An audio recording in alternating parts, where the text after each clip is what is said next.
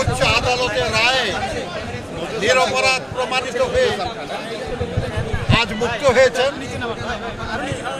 আমাদের সেই প্রিয় সহকর্মী বিএনপির অন্যতম নেতা জনাব লুৎফুজ্জামান বাবর। তাকে নিয়ে শহীদ প্রেসিডেন্ট জিয়াউর রহমান বীর উত্তমের মাজার জিয়ারত করতে এসেছিলাম। লুৎফুজ্জামান বাবর এখন থেকে 17 বছর আগে যখন কারাগারে যান, টকবগে যুবক ছিলেন, তাকে মিথ্যা অভিযোগে অন্যায়ভাবে রাজনৈতিক প্রতিহিংসার বশবর্তী হয়ে কারাগারে আবদ্ধ রাখা হয়েছে।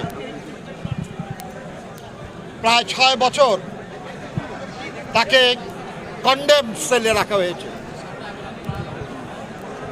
এই নিপীড়ন, এই অনিশ্চিত জীবন,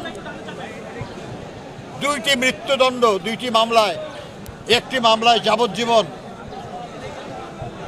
এই দুশ্চিন্তা, এই মিথ্যা অভিযোগে অভিযুক্ত হওয়ার কারণে যে ক্ষোভ বেদনা, এটা তাকে প্রায় বৃদ্ধ করে ফেলেছে। আমরা আল্লাহর কাছে শুকর করি যে মহামান্য আদালত তার বিরুদ্ধে কোনো অভিযোগ প্রমাণিত না হয় তাকে এই সব মামলা থেকে মুক্তি দিয়েছেন। গত 16 বছর ধরে অবিরাম লড়াই করেছে বিএনপি স্বৈরাচারী শাসকের বিরুদ্ধে। এর ধারাবাহিকতায় জুলাই আগস্টে ছাত্র শ্রমিক জনতার গণঅভ্যুত্থানের মধ্য দিয়ে আমরা আমাদের লড়াইয়ের একটা পর্যায় অতিক্রম করেছি। ফ্যাসিবাদী শাসনের পতন হয়েছে, ফ্যাসিবাদের প্রধান পলায়ন করেছে।